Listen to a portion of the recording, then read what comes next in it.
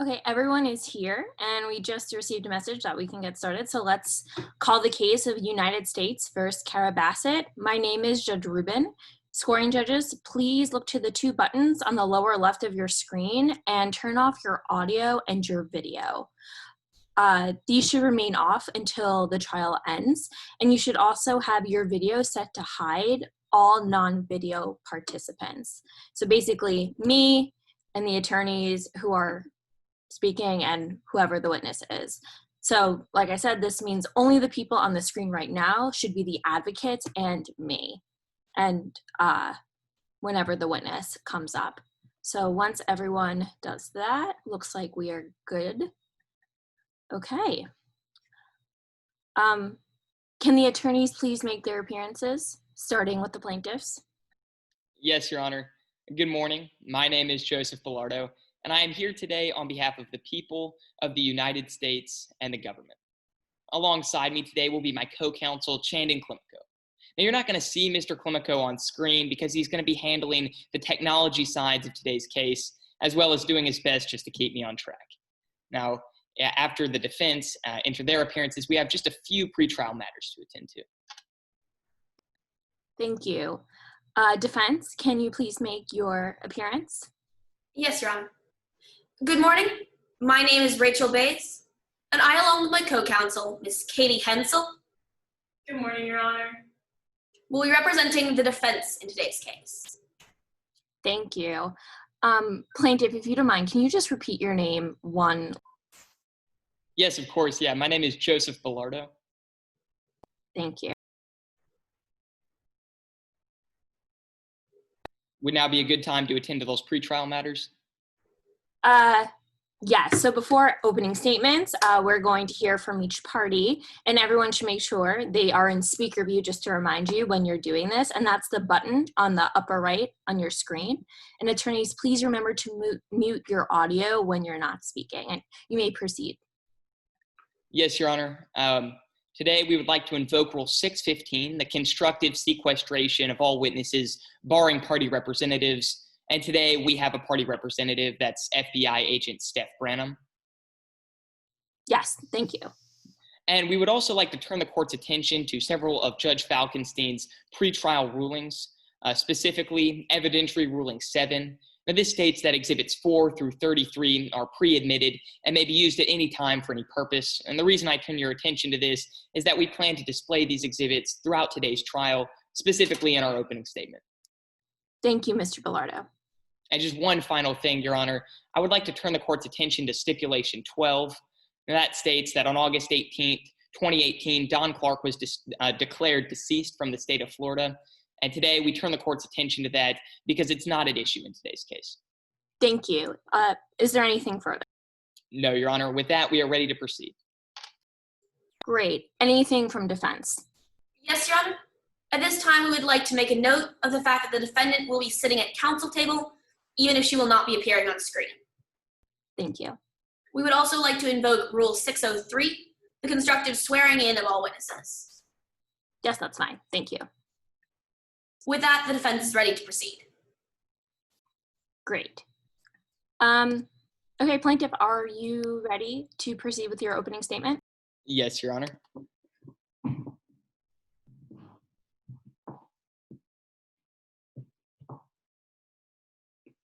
I will put people in the grave if I have to.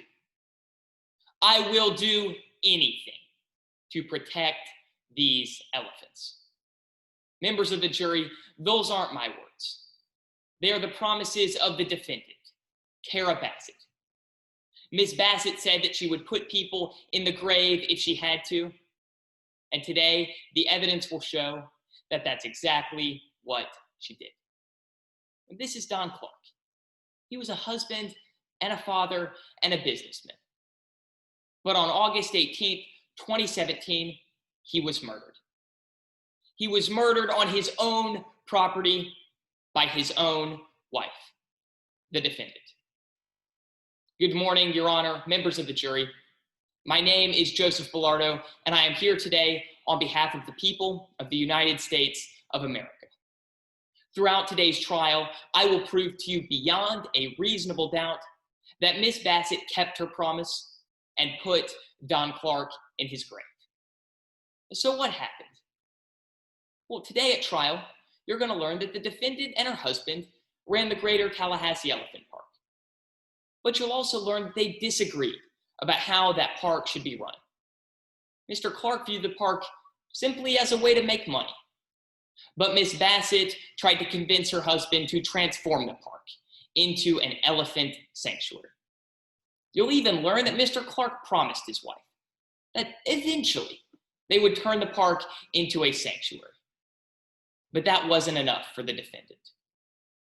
Over the years, these disagreements became arguments, and these arguments became more and more heated, until eventually, the defendant said she would put people in the grave if she had to.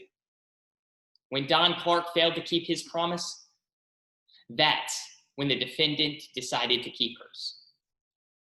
When Don Clark disappeared in August of 2017, Senior Special Agent Steph Branham led the investigation into what happened. And today, Agent Branham is going to walk you through all the evidence that led to Kara Bassett's arrest. He'll start out by telling you that on August 18th, 2017, two things disappeared from the elephant park: Don Clark and a syringe loaded with a deadly elephant tranquilizer. On the same night that Don Clark and that syringe disappeared from the park, a van was driven from the Greater Tallahassee Elephant Park to the Big Gum Swamp, and then to the Carrie Bell Leon Airport, where it was abandoned. DNA evidence will indicate that Don Clark was in the back of that van. And forensic evidence will show that the defendant was the one driving it. A rare combination of algae was found not only on the driver's side pedals of that van, but also on the defendant's own boots.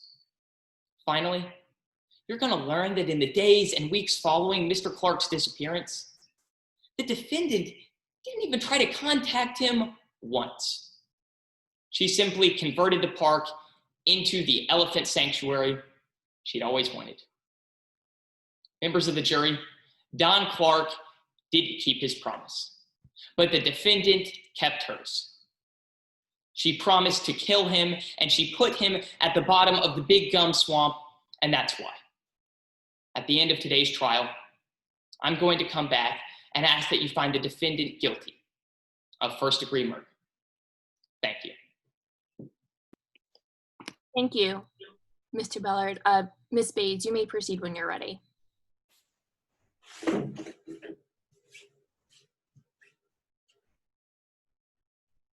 May it please the court, opposing counsel, members of the jury. When the FBI tell you they've arrested someone for murder, when they tell you they know who did it, you want to be sure they've got it right. You want to be sure that the person they've arrested is the only person who could have committed this crime. When Mr. Bellardo came before you, he told you this was a case about taking people to their graves. He told you that Kara Bassett must have killed her husband. And it certainly seemed that way. It may have seemed that way because there's one name he didn't mention once: Kelsey Stebbins. Members of the jury, I want you to remember that name because it's going to come up a lot today. Kelsey Stebbins. Because Kelsey Stebbins was a suspect they should have searched. And before we do anything else, I want to introduce you to Miss Bassett. She's 31. She loves elephants, and up until a few years ago, she was married to Don Clark. Today, the prosecution is alleging that she killed her husband. You're going to hear from a woman named Jo Young. Miss Young is a television producer who was filming a documentary about Miss Bassett around the time her husband disappeared. She'll tell you about an elephant handler at their park named Kelsey Stebbins. Now, Mr. Bellardo told you that he was killed with a syringe. But you'll hear that Kelsey Stebbins also had access to that syringe. And then you'll learn She had access to that van that was used to transport his body. The prosecution's own witness will admit that her fingerprints were all over that van. Yet you'll learn that the police, they ignored Miss Evans. With Miss Bassett, they were thorough. They searched her home, her work, her car, her phone. You'll hear that with Miss Evans, they didn't. With Miss Bassett, they ran test after test, trying to get the evidence to match. With Miss Evans, they left tests out. With Miss Bassett, they interviewed her dozens of times, but you'll hear from Miss Young that with Miss Stebbins, they didn't ask a single question. Kelsey Stebbins was a suspect they should have searched, but they didn't. And that's a problem for the prosecution. Because as a defense, we don't have a burden in today's case. We don't have to call a single witness or ask a single question. The only burden is on the prosecution. It's their job to prove that it was Kara Bassett and no one else who killed Don Clark. It's not enough to prove that it could have been Kara Bassett. They have to prove that it couldn't have been Kelsey Stebbins. They have to prove that beyond a reasonable doubt. But they won't be able to meet that burden. Because Kelsey Stebbins was a suspect they should have searched. And that's why at the end of today's trial, I'm going to come back before you and ask that you find Miss Bassett not guilty. Thank you. Thank you, Counselor. Plaintiff, prosecution, if you are ready to call your first witness. Yes, of course, Your Honor. Now, before we begin, Agent Branham, can you see and hear me all right? Yes, sir, I can. Thank you for asking. Would you please state your name for the court and the jury? Yes, sir. Good evening. My name is Special Agent Steph Braun. And what do you do for a living, Agent Branham? I am a senior special agent at the Federal Bureau of Investigation, and I have been in the FBI since the year 2002. And were you involved in the 2017 investigation into what happened to Don Clark? Aye, sir, I was, and I was ultimately the individual who arrested Kara Bassett. Now, Agent Branham, I want you to walk the jury through all of the evidence that led to Kara Bassett's arrest. How did you first learn that Don Clark had disappeared? We first learned that Don Clark had disappeared by way of Kara Bassett calling in his disappearance the 25th of August. However, she reported that he actually disappeared on August 18th, so a week after. Apologies. Mr. Clemico, could we get a timeline started on the screen? Well, Agent Branham, did she give any explanation for why it took her 7 days to report her husband missing? No, sir, she did not. And did you find any evidence that Don Clark might still be alive? No, sir. Based upon the GPS records, the phone records, as well as the financial records, Don Clark was in fact dead. Did the defendant ever tell you if she looked for her husband during the week he was missing? Actually, sir, she did. She identified the idea that she had drove around the area to find Don Clark, but we found multiple red flags in relation to that statement. Well, what were those red flags, as you just said? Well, sir, when we interviewed members of the employee community at the Greater Tallahassee Elephant Park, they identified that Don Clark had gone on vacation and that Kara Bassett had told them of that fact. Now, did those phone records that you just mentioned, did they mention whether she had texted or called her husband during the week after he disappeared? They identified that she could have, but they identified that she didn't. Now, I want you to walk the jury through the night of August 18th, 2017. Did you find any evidence for what happened that night? Aye, sir. Specifically, the GPS records. Specifically, it identified the fact that Kara Bassett's Chevrolet Express was driven to the Big Gum Swamp that night. Mr. Clemico, could we put up Exhibit 31? Now, are these those GPS records you were just talking about? Aye, sir, it is. Well, why were they so significant to your investigation? They were significant as it identified the fact that Cara Bassett drove to the Big Gum Swamp that night and then to the Kerryville Airport. Objection, lack of foundation. Response, Uh, Mr. Ballard.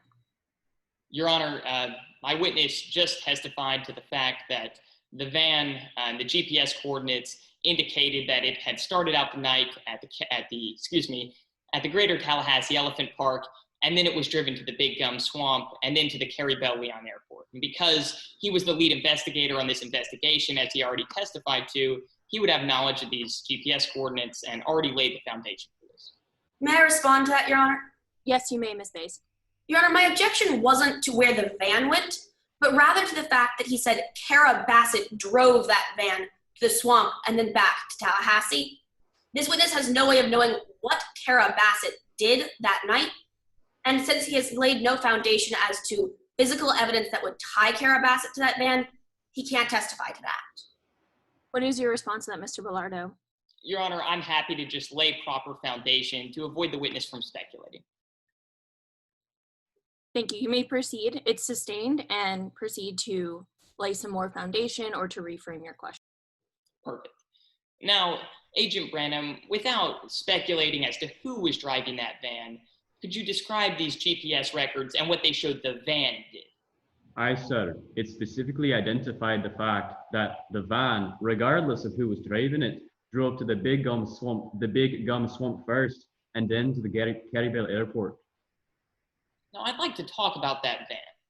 Is the van that's labeled as Exhibit 26 on your screen the van you're talking about? Aye, sir, it is. Was there any evidence to support the idea that Don Clark was in the back of that van on the night he disappeared? Unfortunately, sir, yes, there is. Based upon the investigation, it identified the fact that 6 of Don Clark's hairs were found in the lower back interior of the van. Was there any evidence to support the idea that the defendant was the one driving that van? Once again, sir, unfortunately, yes. Specifically, the forensics report identified the fact that Cara Bassett's fingerprints were found in the wheel of the van. But in addition to that, algae from Cara Bassett's boots were also found in the foot pedals. And why was that so significant to your investigation? It was primarily significant due to the fact that the algae was originally from the Big Gum Swamp. Now, Agent Branham, you mentioned the Big Gum. Objection, lack of foundation as to the mud coming from the swamp. Response, Mr. Bellardo. Again, I would be happy to lay the foundation to avoid the witness from speculating to where that mud specifically came from. Thank you. It's sustained, and you may proceed to lay that foundation. And Ms. Bays, if you find it objectionable, please feel free to renew your objection.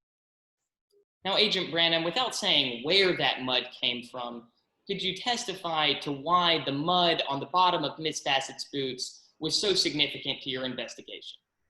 Due to the fact that Cara Bassett's boots were found to have been originated on her feet that night, we identified the fact that it was indeed significant. Now, Agent Branham, you mentioned the Big Gum Swamp earlier. Was that the place where you believe Don Clark's body was dumped? Aye, sir. We found significant evidence pointing to that fact. And were you ever able to recover Don Clark's body from the swamp? No, sir. However, we did specifically identify the fact that there were a plethora of alligators amongst the area. And of course, you can't find a body if the body's been eaten. Now, I'd like to talk about a weapon.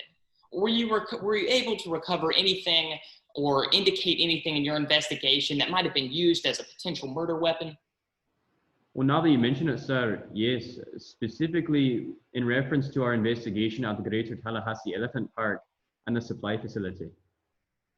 And what was that murder weapon that you found?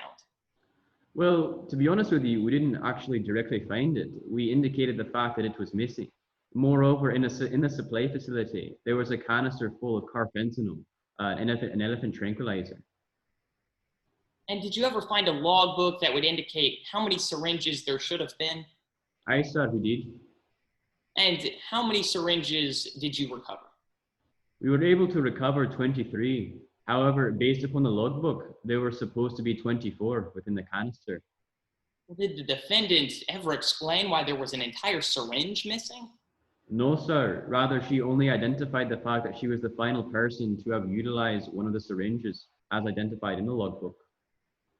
And did she ever tell you whether these syringes were poisonous or deadly? Aye, sir. She identified the fact they were mere tranquilizer for elephants, but a deadly drug for humans. Now, I'd like to talk about motive. Were you able to discover a motive that Miss Bassett might have murdered her husband? Aye, sir. And the answer to that question, as found in the word contrast, the contrast between Steph Bronham, or rather, the contrast between Cara Bassett's intentions for the park and Don Clark's intentions for the park. Now, could you describe what you mean by the difference in their intentions with the park? Aye, sir. You see, Don Clark discovered and rather intended for the park to represent more of a business than anything. Objection, speculation. Do you have a response to that, Mr. Bellardo? Your Honor, I'm offering this under Rule 701, testimony by a lay opinion.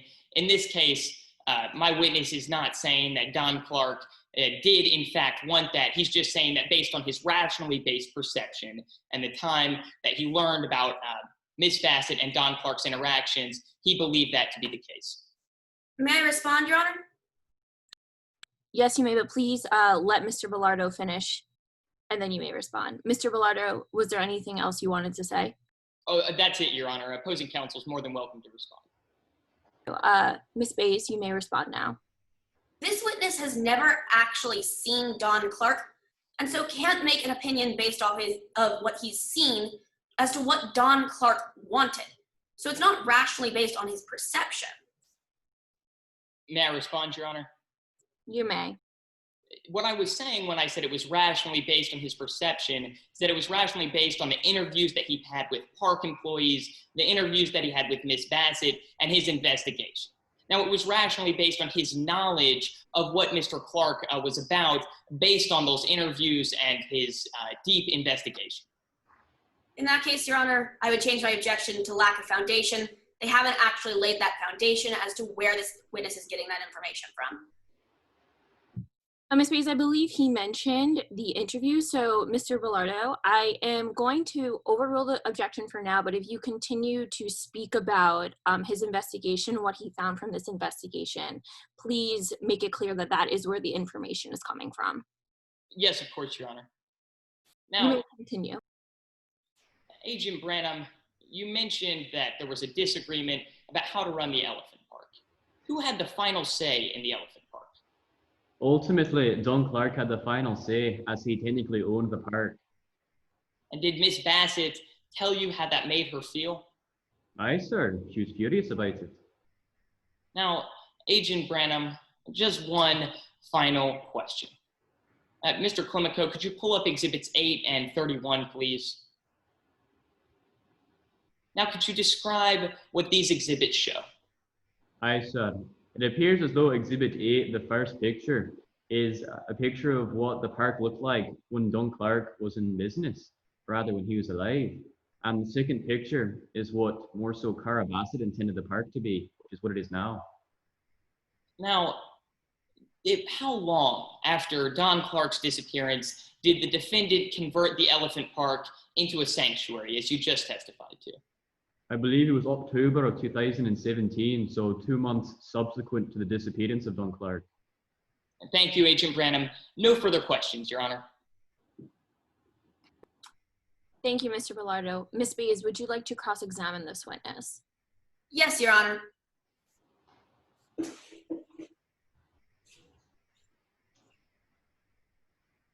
Good morning, Agent Branham. Good morning, Mom. How are you? Very good. I want to start by making something very clear to the members of the jury. You only arrested one person in today's case. Aye, Mom, as that one person was found to have the means and the motive to kill Don Clark. So to be clear, you didn't arrest someone named Kelsey Stebbins. No, Mom, as the reason behind that is found in the word, well, cui bono, who benefits. Cara Bassett benefited. Well, sir, sorry. I'd like to talk about why you didn't arrest Kelsey Stebbins. Now, you'd say you did a thorough investigation. Can you repeat that? I'm sorry. You did a thorough investigation. Aye, ma'am, we did. You searched Miss Bassett's home, Aye, her work, aye, her car, aye, and her phone. aye, She let you search all those places. aye. You interviewed her dozens of times. Indeed, I did. Her story never changed. No, ma'am. But there were still a couple of things you never found. Pardon me. There were some things you never found. Aye, ma'am. You never found Don Clark's body. No, ma'am. As once I said again in my direct examination, you can't find the body if the body's been eaten. You also didn't find the murder weapon. No, ma'am, but we did discover the fact that the murder weapon was missing. So let's talk about that missing syringe then. You know that it's kept at the park, right? Yes, ma'am, specifically within a canister in the supply facility. That's right. And you know there's a log for that supply area. Aye, I believe I referenced that a moment ago. Senzel, can we pull up that log?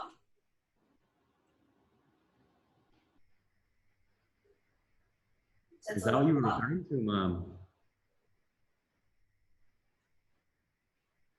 This is that log? Aye, ma'am, it appears to be. You recognize that those are the employees of the park initials? Aye, ma'am. I'm looking at the initials KS. Senzel, can we circle those? You would agree with me that the initials KS appear several times?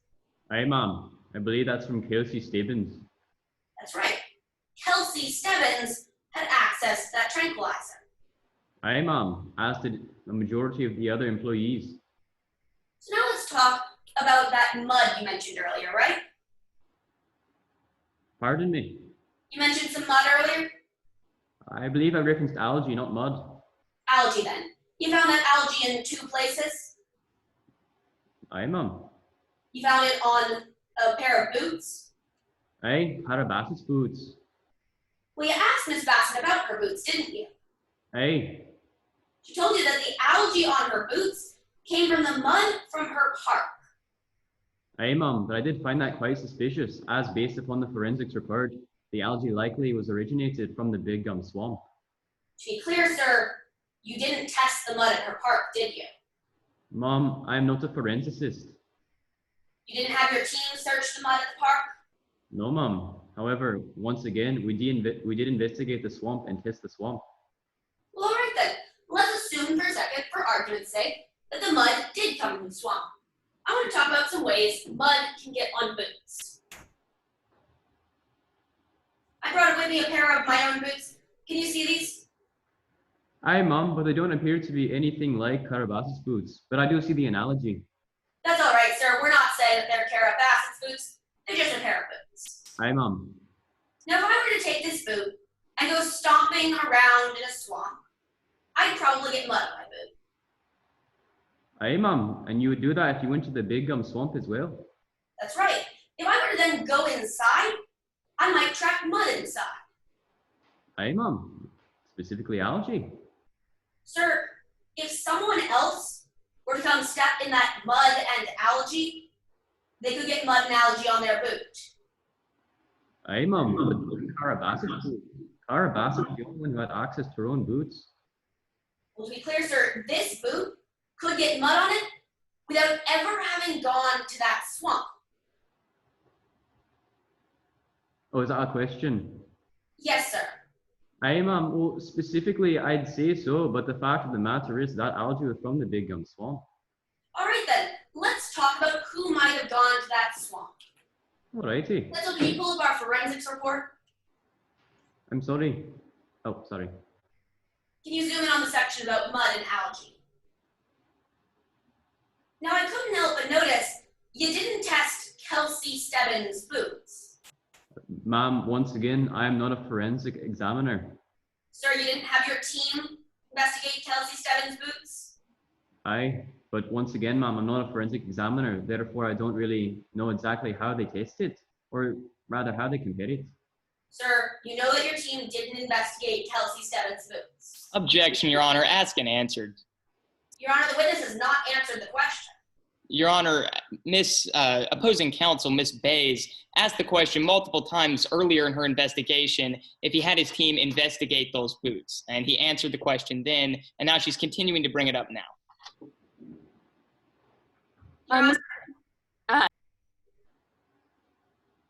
Yes, Ms. Bays. Your Honor, I've asked this witness about whether he investigated the boots. He's told me he hasn't. So now I'm asking about whether or not his team did and whether he knows if his team did. You may ask that question, but then I ask that you move on. Yes, Your Honor. Yes, Your Honor. So, Agent, you know that your team didn't investigate her boots. Based upon what they informed me, of her boots. They didn't test Kelsey Stebbins' boots. Well, no, ma'am. However, we did specifically test the Big Gum Swamp, as you mentioned a moment ago. Okay.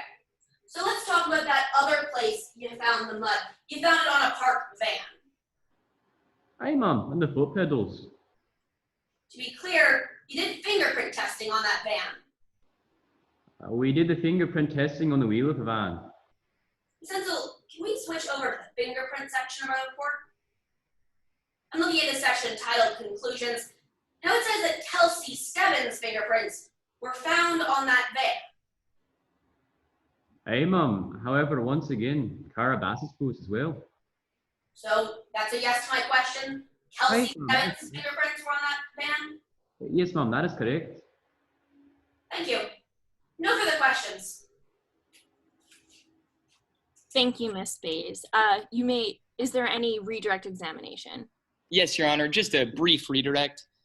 Now, Agent Branham, was there any motive for Kelsey Stebbins to kill Don Clark?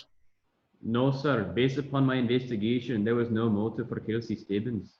And was there any evidence that Kelsey Stebbins killed Don Clark? No, sir, not at all. Thank you, Your Honor. No further questions.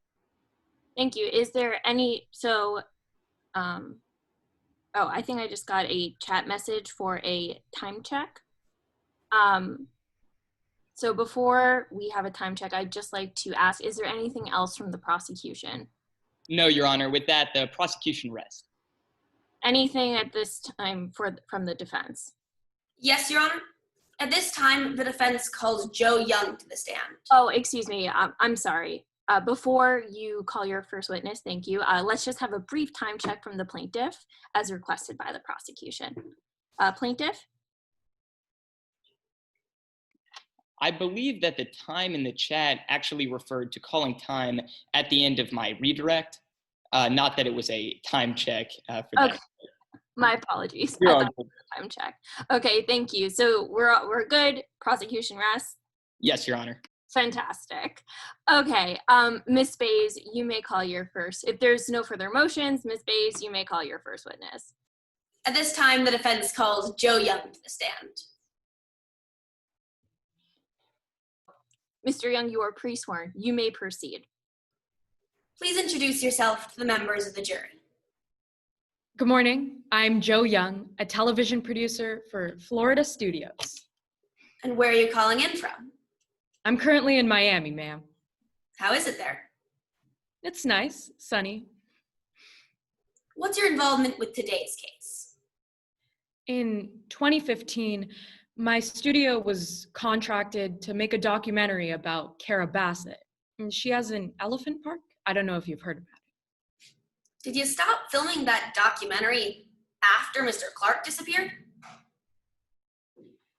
When Dawn disappeared, the documentary shifted gears. We began taking a look at FBI agents, employees, really the whole thing. It's become a big media craze. All right, we'll talk about that shift in a minute. For now, I want to talk about Dawn and Cara's relationship. Were they married when you first started filming? Yes, they were. How'd they seem? I mean, you can ask any of my ex-boyfriends. I'm not an expert on love, but they seemed fine to me. In the month before Mr. Clark disappeared, August of 2017, did anything seem unusual in their relationship? Again, not an expert on love, but nothing seemed out of the ordinary. And after Mr. Clark disappeared, How did Kara respond? Kara just seemed unhappy. I would be too if my husband went missing. So I want to talk about something the prosecution mentioned today. Do you know how long it was after Mr. Clark disappeared before Miss Bassett called the police? I believe something like a week, but I was in Mexico when Dawn disappeared, so I don't really know the details. I want to talk about why that might have been. Do you know if Dawn ever traveled? Yeah, Dawn, he was a pretty frugal guy, but when it came to Costa Rica, he loved it there. It's really beautiful. So he traveled there recently. Did you have any reason to believe he might have had a trip planned? I try not to eavesdrop, but I remember this one conversation that Kara and Dawn were just talking about Dawn's upcoming trip.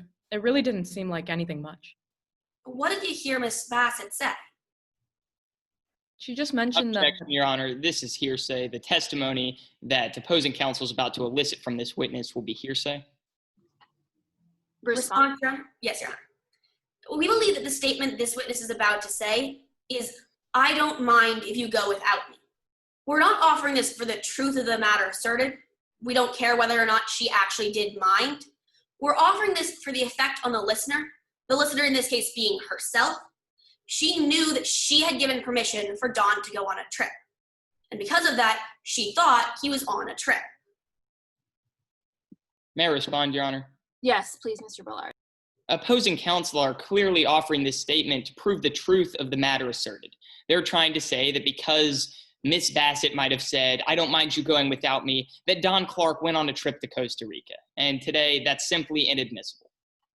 May I respond, Your Honor? First, Mr. Bellardo, are you finished speaking? Yes, Your Honor, I am. Thank you.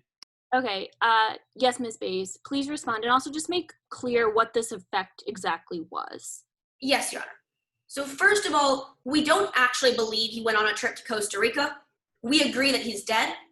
We're offering this to show why Kara Bassett didn't call the police when she realized he was gone. Because she had told him he could go to on a trip to Costa Rica, so she believed he was on a trip to Costa Rica. So, just to be clear, the effect is that she didn't call the police. Yes, Your Honor. In that case, the objection is overruled, but Mr. Bellard, if you find that the testimony varies at all from this effect that she didn't call, you may renew your objection. You may proceed. I'm sorry. Ms. Young, were you finished saying what you heard? No. I remember Kara saying something like, "I don't mind if you go without me." To me, it didn't really seem like anything much. All right. I'm going to show you what's been previously entered as Exhibit 21. These are Don Clark's phone records. Do you see that phone call you mentioned? Yes, I believe I do. Can you tell us where it is? It's right there on the 17th. All right. Now let's look over at the texts, at texts 3 and 4. Can you tell us when these texts were sent? It looks like they were sent at 2:32 p.m. and a minute after. Can you tell us what they say? Under that category, it says, "Want to talk to you about trip to CR? Okay, but I'm fine with whatever. Just want you to be happy. Love you. Heart emoji." All right. So now let's talk about what's been previously entered as Exhibit 18. Do you recognize this? Yeah, I believe I've seen this around. It's a syringe of some drug, carfentanil. Do you know where carfentanil is kept? I believe the park keeps it in a medical facility. I've heard it's pretty lethal. I wouldn't want to be around that. Do you know what security the park has for it? I believe a couple of people are allowed to access that facility. If you're asking me, it's a good thing. Wouldn't want that to affect me. Ms. Hensel, can we pull up Exhibit 19? This is a log of everyone who has accessed that tranquilizer. Do you recognize the initials in the administrator's column? I mean, I have an idea on who they could be. I wasn't really part of the medical scene at the park. I mainly just filmed the fun aspects. Well, let's look at the initials KS. Senzo, can you circle those? Did you know anyone at the park with the initials KS? KS. I think that's Kelsey Stebbins. Thank you, Miss Hensel. You can take that down. I'd like to talk about Kelsey Stebbins. Who is she? She's an elephant handler at the park. But if you ask me, she's more of a survivor. She lost part of her leg in an accident. So now I want to go back to the FBI's investigation. Did you get a chance to observe it fully? In August of 2017, my documentary's track really just shifted, and I began paying a lot more attention to the FBI, Dawn's disappearance, and Miss Bassett. So yeah, I would say I looked at them pretty closely. Did you ever see the FBI ask Kelsey Stebbins about her access to that tranquilizer? I don't recall. I don't think she was asked. Did you ever see the FBI ask her about her access to a park van?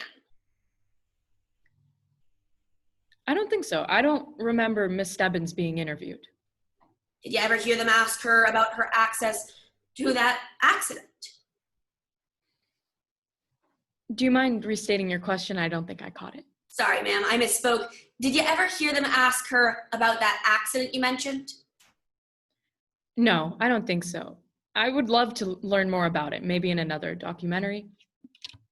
Did you ever hear them ask her if she might resent Don Clark for that accident? Again, I don't remember Miss Stebbins being asked by the FBI about anything. So did you hear them ask her a single question? I didn't hear it, but maybe it happened when I was gone. I left the park at around 6 p.m. Thank you. No further questions. Thank you, Ms. Bays. Mr. Bellard, would you like to cross-examine this witness? Yes, Your Honor. You may proceed when you are ready. Now, Miss Young, you just saw a log of who had access to those elephant tranquilizers. But the last person to access those tranquilizers was Kara Bassett, right? I believe so. Again, I'm not too familiar with the medical side of the park, but I think so. Well, now I'd like to talk about something you are familiar with. The relationship between Kara Bassett and her husband. Now, when you were at the park, you often saw the two of them interact, right? Of course. I was there for a long time. But based on your observations, you thought that they disagreed about how the elephant park should be run, correct? Objection, speculation. Response, Mr. Bellard? Yes, Your Honor. We are offering this testimony under Rule 701. Again, testimony by a lay witness. In this case, that testimony is based on what Ms. Young just stated on direct, which is that she was at the park for over 2 years and had tons of footage, was constantly with Ms. Bassett and Mr. Clark, and thus she would have knowledge of this. May I respond, Your Honor? You may. This witness can testify as to things she saw or overheard, but she can't testify as to Kara Bassett's mindset. Your pointer is well taken, Ms. Bays. Mr. Bellard, I am going to sustain that objection. However, you can continue to ask this witness about her mindset and just make it clear that you're asking her about her perception. Yes, of course, Your Honor. So, Ms. Young, based on your perception of Ms. Bassett and Mr. Clark's relationship, you thought that they disagreed about how the elephant park should be run, correct? Definitely. Oh, Mr. Clark, he viewed the park simply as a business, right? That's correct. Objection, speculation. Your Honor, I'll rephrase my question again.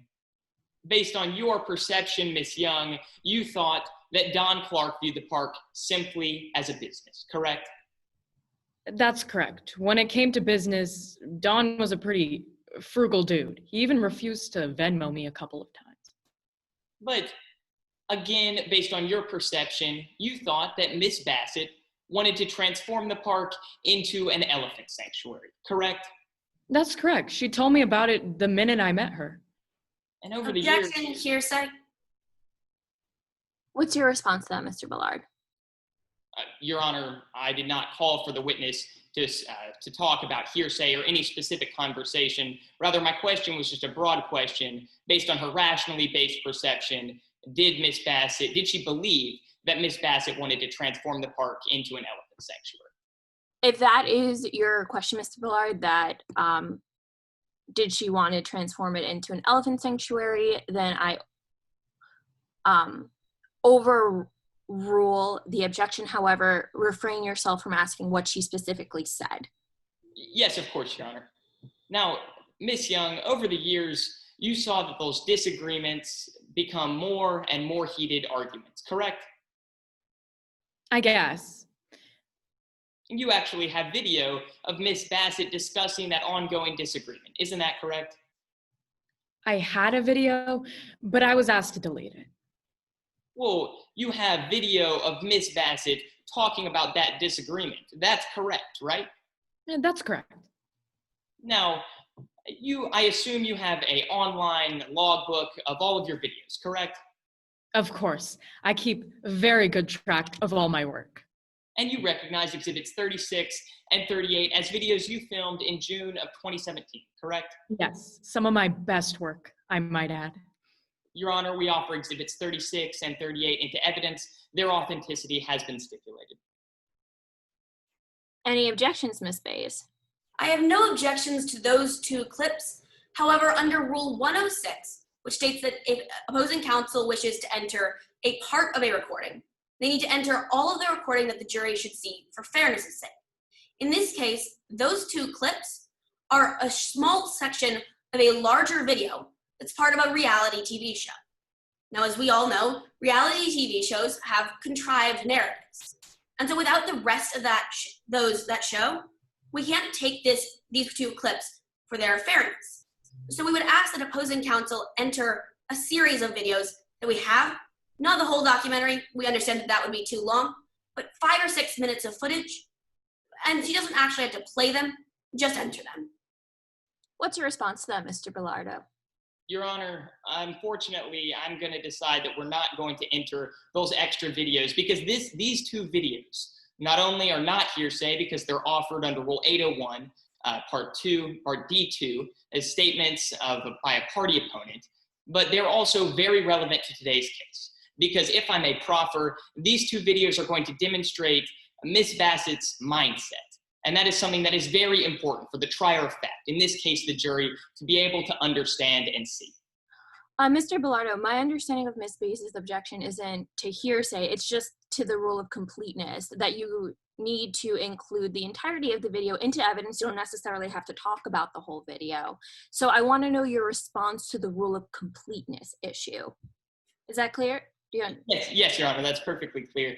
So in this case, Ms. Bays' objection to the rule of completeness would specifically apply only to specific video clips, rather not to an entire documentary of footage, which, as you just mentioned, would be impossible for us to enter into evidence. Now, these video clips are of the defendant, which makes them highly relevant to today's proceedings. And so whether Ms. Bays would like to cross-examine the witness and enter her own clips to contradict these, she's more than welcome to, and that's perfectly admissible in today's case.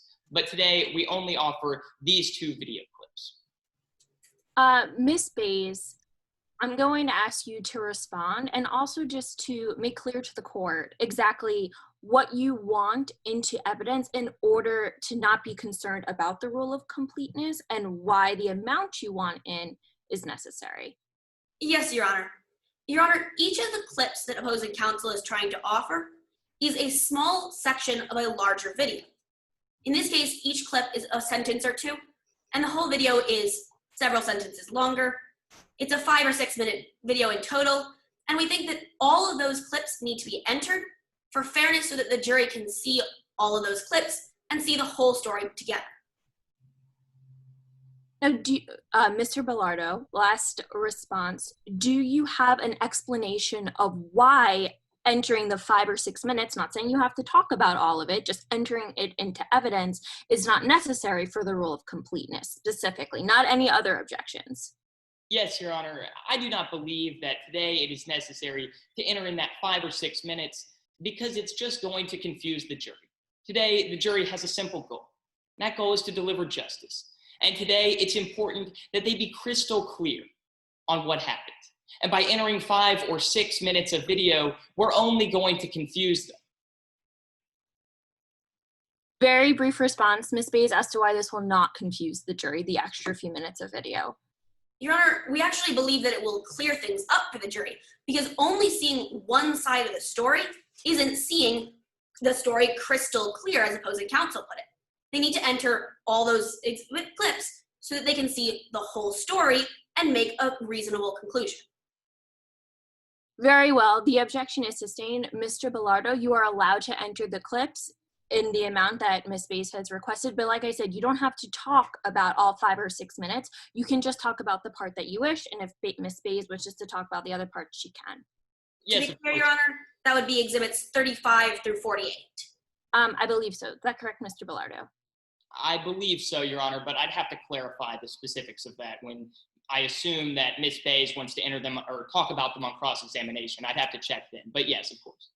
Okay, very well. Mr. Bellardo, you may continue with your exhibit. Perfect. And now that exhibits 36 and 38 have been entered into evidence, Mr. Klimico, could you play both of those exhibits for the court and the jury? Oh, I'm steaming. This is a business, not a charity. As long as it's my money, we'll run it that way. That's what Don said to me. Can you believe that? We'll see how this ends. People look at me and they think I'm sweet and nice. Go on. Keep underestimating me. I will lobby senators. I will protest big businesses. I will get in your face. I will take people to their grave if I have to. I will do anything to protect these elephants. Now, Ms. Young, that was the defendant in exhibits 36 and 38, correct? That's correct. And after the defendant said she would put people in the grave if she had to, and she had more arguments with her husband, correct? I believe that's so. I was actually waiting for that video to be put in my documentary. And the last time you saw them have an argument was in August or July of 2017. Isn't that true? Yeah, it was around then. Well, they were arguing about how to run the elephant park. Isn't that true? That's correct. I guess that's what you get when you mix family and business. You actually saw the defendant physically assault her husband during that argument. That's correct? Objection, unfair character evidence. May I respond, Your Honor? Yes, you may. I believe that Ms. Bay's objection was to Rule 404. Could we quickly clarify if that's what she means by unfair character evidence? Ms. Bays, Yes, Your Honor, we object under Rule 404. you may proceed with your Bellardo. Yes, Your Honor. So now that Ms. Bays has clarified her objection, she's trying to say that this evidence is offered for propensity purposes, or to show that because Ms. Bassett acted poorly towards her husband on one occasion, she was more likely to do it in the future, but that's simply not why we're offering this evidence. We're offering it for a permitted use under Rule 404B2. In this case, we're offering that evidence to show motive, to show how much Ms. Bassett cared about her elephant park and her reaction to Don Clark not fulfilling his promise of the sanctuary. Response, Ms. Bays? Yes, Your Honor. Your Honor, we believe this incident happened in June, and then Mr. Clark disappeared in August. Those are two separate instances, and so in order for it to fall under the motive, it would have to be the same motive throughout both of those events. However, we have a good faith basis is to believe that in between those 2 points, their relationship actually improved. And so those would be two separate events.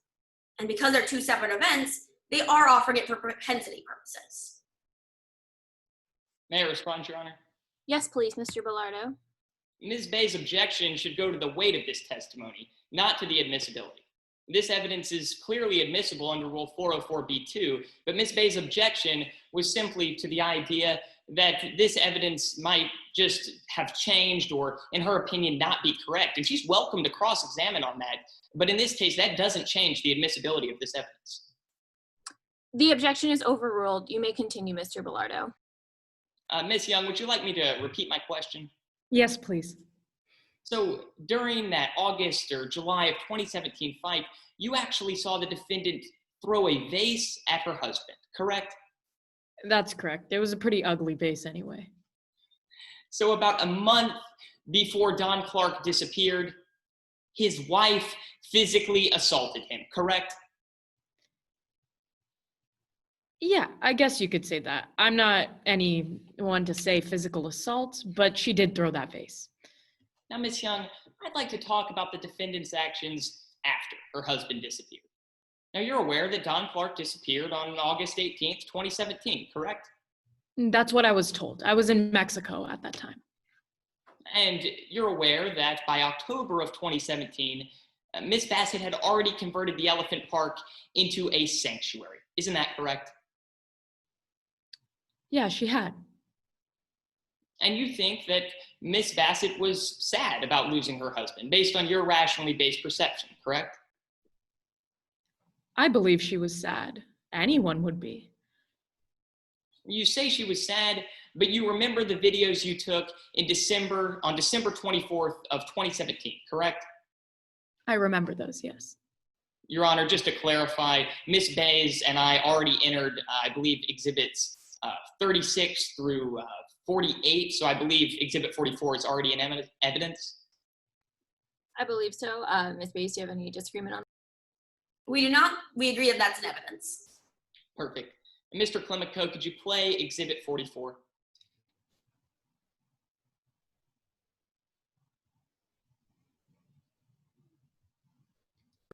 I can't hear it.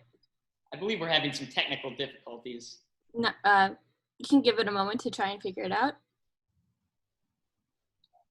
And Ms. Bays, I remind you, because Eve, Don's not here, and I miss him very much. I feel his absence every single day. And it's difficult to find the strength to go on. Now, Miss Young, fair to describe the defendant as smiling at the end of that video? Sir, I wasn't able to catch the beginning of your question. Do you mind Oh, stating? yes, of course. Now, it's fair to describe the defendant as smiling at the end of that video? I could see how someone would see that. Perfect. No further questions, Your Honor. do you have any redirect examination, Ms. Bays? Yes, Your Honor. You may proceed when you're ready. Ms. Young, opposing counsel showed you a couple of videos, so I want to show you one more. Can you Of course. pull up exhibit 47? Did you take this video? Yes, I did. I was hoping these videos would see the light of day in my documentary, but I guess the cat's out of the bag now. Senzo, let's play that video. Objection. I don't get it.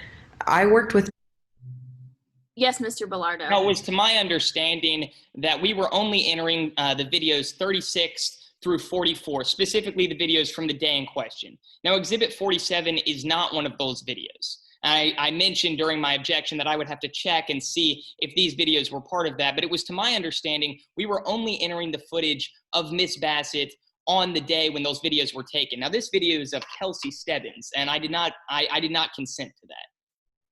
May I What- respond, Your Honor? Yes, please. Your Honor, when I told you which exhibits we wanted to enter, I made sure to say the number just to be sure we were correct, 35 through 48. That includes all of the clips of from the documentary that we have. It was still only 5 or 6 minutes of footage. Your Honor, it was to my understanding that Ms. Bays was only entering the videos from the day in question, from the June 15th, and only entering those videos, which I believe are the exhibits through 42 or 43. Now, I did not, however, agree that this footage was able to be admitted, and I wasn't able to see it at the time, as I mentioned during my original objection argument. And so at this time, I renew my objection. Okay, so going back to, this is with our discussion with the rule of completeness, Ms. Bays. Yes, Your Honor. So and our stance was that all of these videos could come in. However, Mr. Bellardo only needed to focus on the ones that he wanted to during his examination.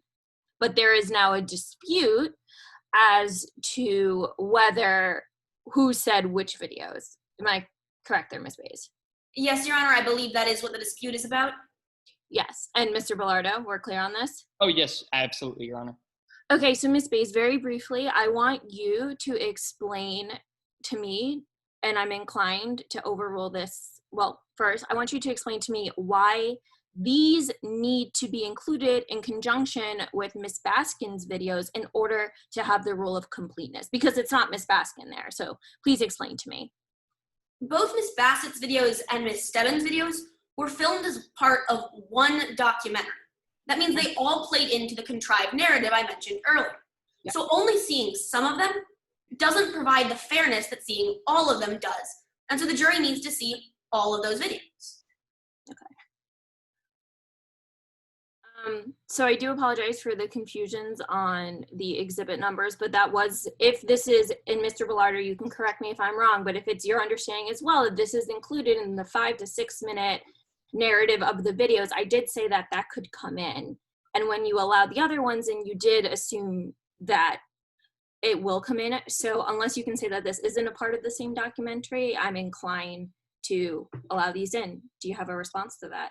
Yes, Your Honor. My objection was not to the idea of the entire documentary, because if I recall correctly, Ms. Bays said that she didn't want to enter the whole documentary. She just wanted to enter a few clips. Now, it was to my understanding that she wanted to have the narrative crystal clear.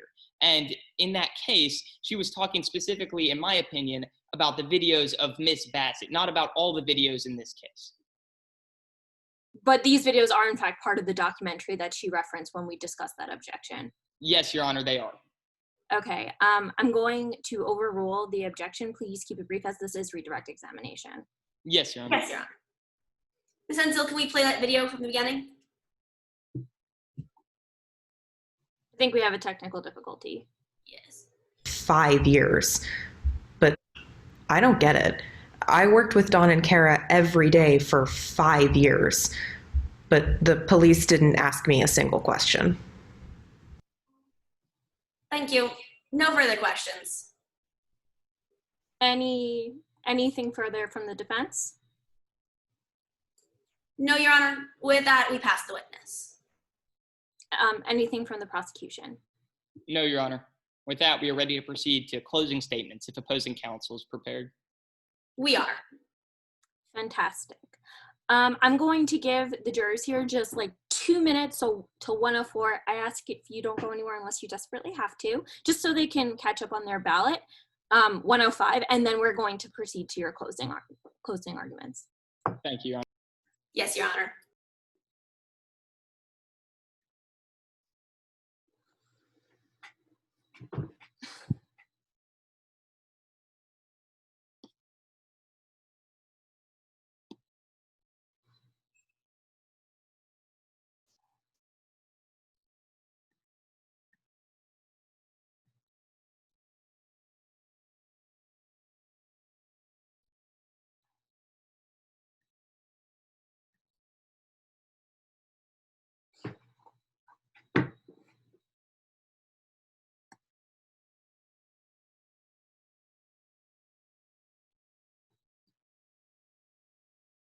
If there's no objection in the chat, I know I said 1:05, but feel free, jurors, to say something in the chat if you need a minute. But if not, we can proceed to closings.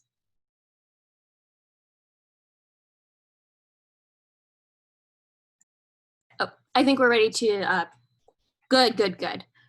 Okay, thank you, jurors. All right, Mr. Bellardo, we can now proceed with closing. Thank you, Your Honor.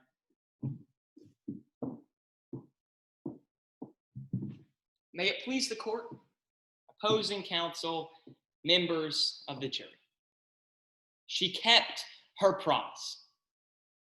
She promised that she would put people in the grave if she had to protect her elephants.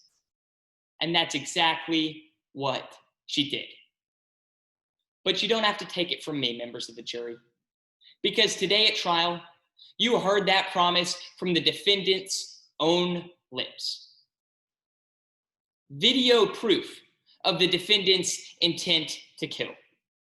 Mr. Clemico, could you play Exhibit 38 again? I will take people to their grave if I have to. I will do anything to protect these elephants.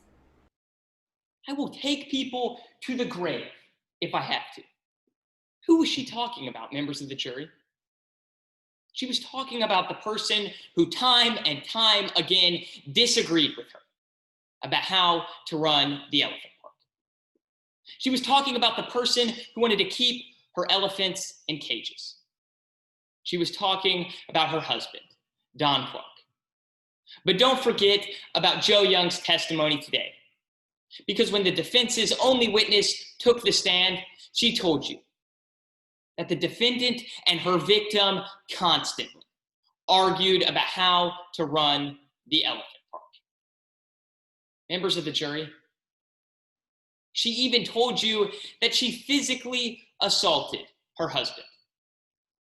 The defendant couldn't even keep her story straight when she was being cross-examined by Agent Branham. She told the police that she didn't know where Don Clark was, but then she told park employees that he was on a trip.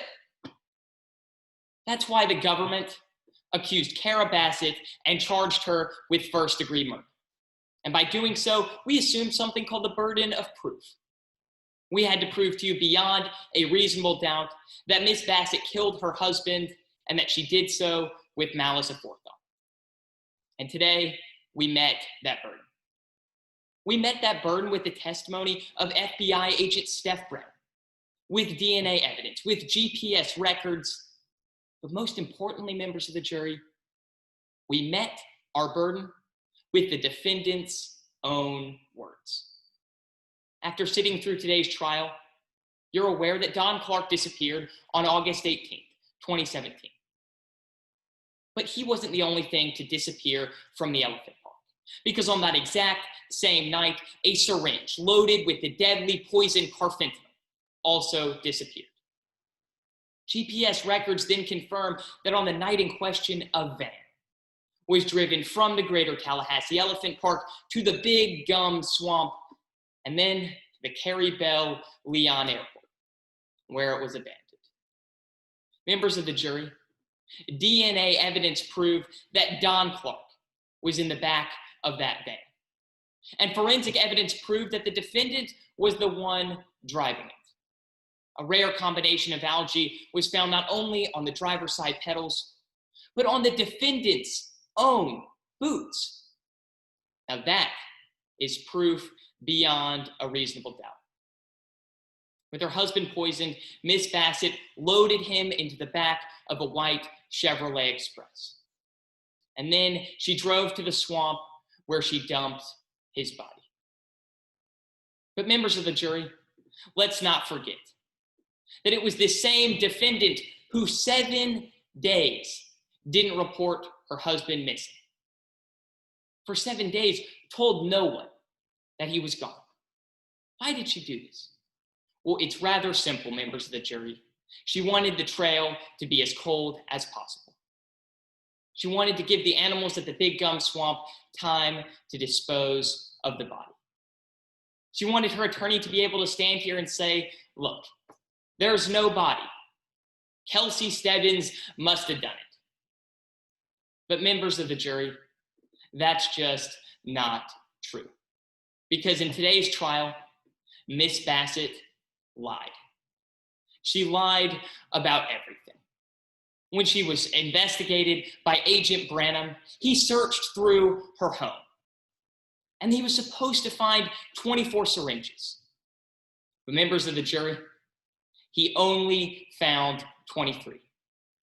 What happened to that final syringe? We don't know.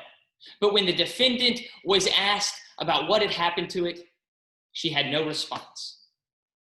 Remember, members of the jury, who was the last person to have access to that poison? It was simply Kara Bassett. In a few minutes, you will have my client's fate in your hands. Under normal circumstances, around now, you'd go to a jury room to deliberate a verdict. But in today's case, we have a private Zoom chat for you. But that doesn't make your job any less important. Because just because you're at home or at work, your job is to deliver justice. Your job is to find Miss Bassett guilty of first-degree murder. Members of the jury, with all of the evidence presented today, I respectfully ask that you come back with a verdict of guilty in favor of Miss Bassett. Thank you. May I reserve my remaining time for rebuttal? You may. Thank you. Ms. Bays, you may proceed.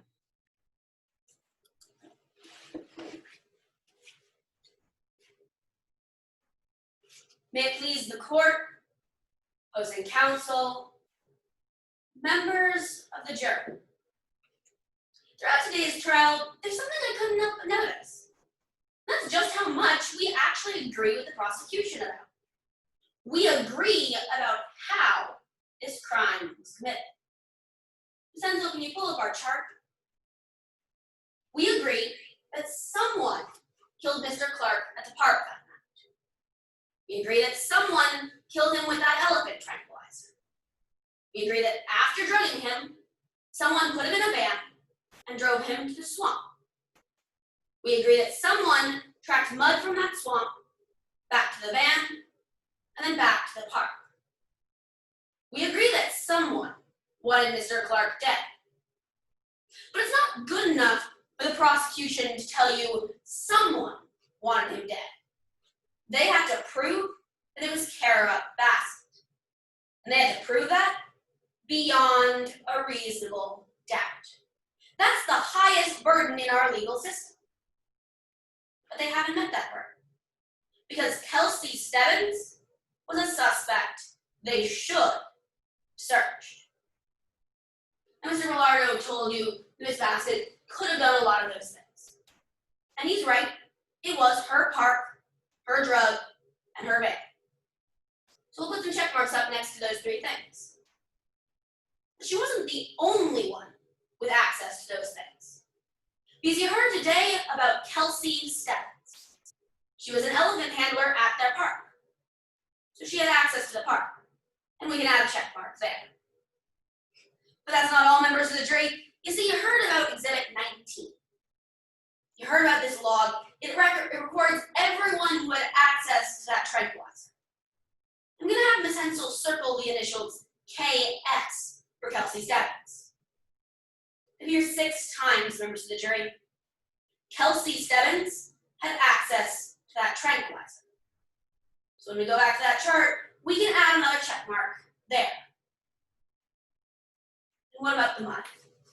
Members of the jury, you heard they found it on the van, but you heard about the fingerprints on that van. You heard that Kelsey Stebbins' fingerprints were all over. So we can add a check mark next to the van. And on the boots, I couldn't help but notice that there were so many things they just didn't investigate about those boots. They didn't bother to check if Miss Bassett's boots might have the same mud from her park. So we can add a question mark next to Miss Bassett. You heard that they didn't even bother to check Miss Stebbins' boots. So we can add a question mark next to Miss Stebbins. What about motive? Members of the jury, Mr. Bellardo wants you to believe that Miss Bassett killed her husband because of a fight about elephants. Members of the jury, just because she likes animals doesn't mean she would kill her husband if he disagrees. So we can put a question mark next to Miss Bassett. And Miss Stebbins, you heard that the police didn't bother to check and see if she might present Dawn Clark for that tragic accident where she lost a leg. So we can put a question mark next to Miss Stebbins. When you look at that chart, members of the jury, something is very clear. Kelsey Stebbins was a suspect they should have searched. But there's one more thing you might notice about Miss Stebbins. You see, you heard a lot today about some missing evidence. Things the police looked for and just couldn't find. Most importantly, the murder weapon.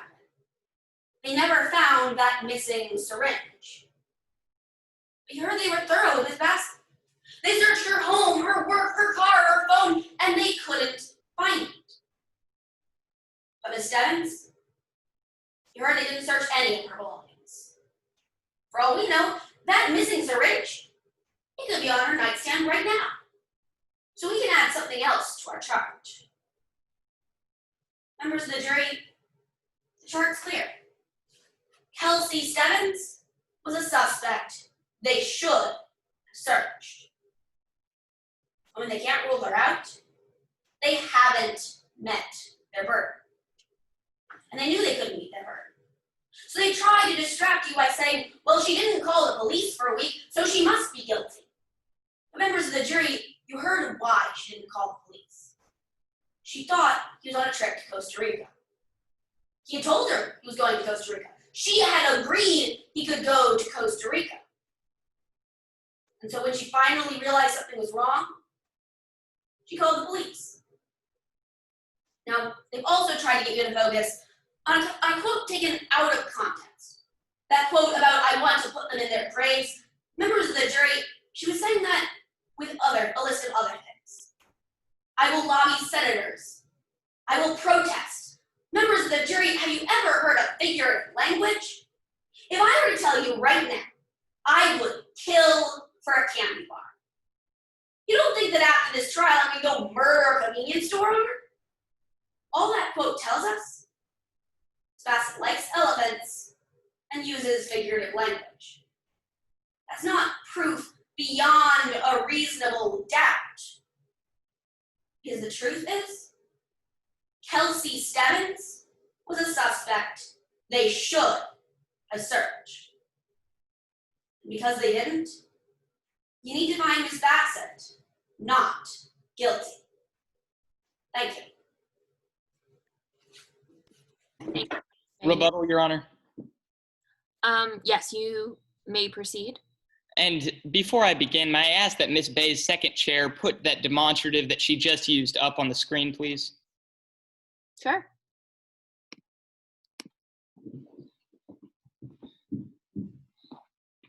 Now, let's talk about this demonstrative that the defense thought was so important. Well, look at Ms. Stebbins' name. You see 2 question marks there. There are 2 important pieces of the puzzle missing. But over on Miss Bassett, they put 2 question marks too. But let's think about it. Miss Bassett had a motive. She wanted her elephant park. They put a question mark next to her name why she didn't track mud into her house. But members of the jury, what if she just left her boots outside her house? So now let's think about that same diagram. On one side, you have all check marks, and on the other side, you have question marks. There is no proof that Kelsey Stebbins is involved in this case at all. No motive and no evidence. Thank you.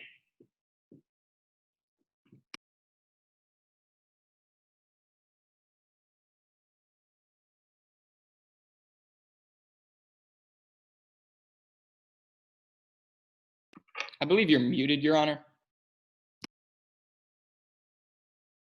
Sorry, I was just looking for something on my computer very quickly. Okay, well, now I'm gonna ask for all of the jurors to finish up and please submit their ballots. And once everyone has done that, we are going to all pop up on the screen and give one comment each to